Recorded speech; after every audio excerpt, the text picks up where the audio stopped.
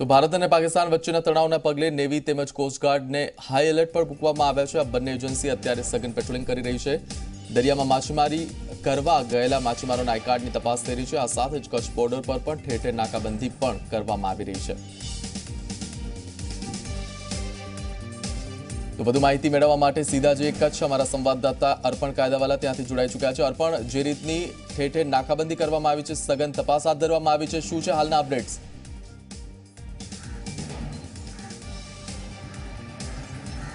મિહિર, સ્વાભાવિક છે કે જે પ્રકારની પરિસ્થિતિ ઉદ્ભવેલી છે, સતત તણાવભર્યું વાતાવરણ છે ભારત અને પાકિસ્તાન વચ્ચે। કારણ કે જે રીતે ભારતીય વાયુસેનાએ પાકિસ્તાનમાં જઈને એર સ્ટ્રાઇક કરી અને આતંકવાદીઓનો ખાત્મો બોલાવ્યો, ગઈકાલે આપણે જોયું કે દિવસ દરમિયાન અત્યંત તણાવપૂર્ણ વાતાવરણ હતું। હજી પણ ભારતીય વાયુસેનાનો એક જાબાઝ જવાન છે તે પાકિસ્તાનના કબજામાં છે, એટલે હજી પણ કોઈ પણ સમયે કોઈ પણ પ્રકારની પરિસ્થિતિ ઉદ્ભવી શકે છે। તેને ધ્યાનમાં રાખીને જે એલર્ટ આપવામાં આવ્યું છે, ખાસ કરીને જ્યારે કચ્છ સરહદી જિલ્લો છે, પાકિસ્તાન સાથેની આંતરરાષ્ટ્રીય સીમા સંકળાયેલી છે, દરિયાઈ અને જમીની બંને, એટલે તેને ધ્યાનમાં રાખીને તમામ જે એજન્સીઓ છે તે હજી પણ સતર્ક જ છે અને વિવિધ ઠેકાણે ચેકિંગ કરવામાં આવી રહ્યું છે।